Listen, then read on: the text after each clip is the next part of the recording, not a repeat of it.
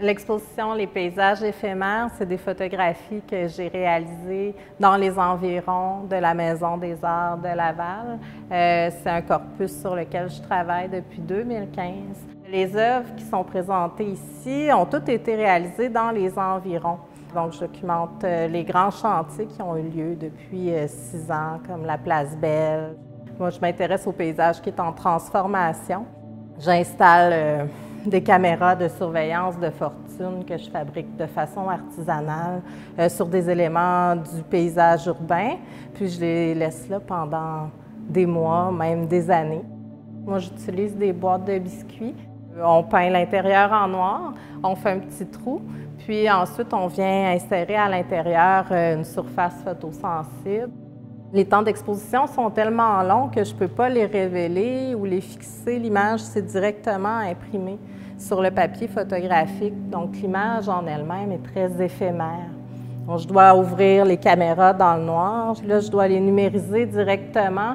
Sinon, l'image, dès qu'elle va être exposée à la lumière, elle va commencer à disparaître. Ça m'amène aussi, en tant que photographe, à un peu me distancier de mes photos ou finalement à m'enlever de là puis à enlever toute présence humaine parce que c'est sûr que tout ce qui bouge trop rapidement ne va pas apparaître sur la pellicule. Fait que chaque image est un événement lumineux, quelque chose d'un peu magique.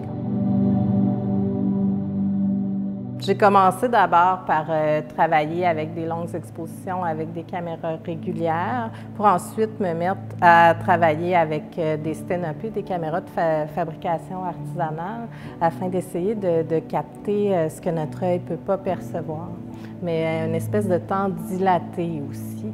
Je m'intéresse moins au moment décisif photographique, mais plus à comment elle peut nous montrer ce que notre œil ne peut pas percevoir, puis comment aller chercher dans le paysage ça. Je m'intéresse aussi aux événements lumineux. Chaque ligne dans les images, c'est la trajectoire du soleil dans une journée. Puis je trouve qu'à travers le procédé que j'utilise, qui s'appelle la solargraphie, chaque image devient un peu un événement, parce qu'il n'y a pas juste la captation de l'image, puis ce que je vais en retirer, mais il y a tout le processus aussi qui est important pour moi. Puis c'est ce qui m'intéressait au départ, c'était d'aller semer un peu des caméras partout dans la ville, de les abandonner, voire de les oublier. Donc, j'ai documenté sur une carte, j'en ai installé des centaines parce que je ne savais pas non plus quelle allait rester, quelle allait...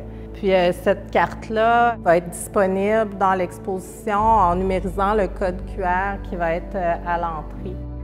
Donc j'en ai installé à Laval, mais également à Montréal, dans différents lieux autour de sites de chantiers de construction, comme l'échangeur Turcot, le CHUM.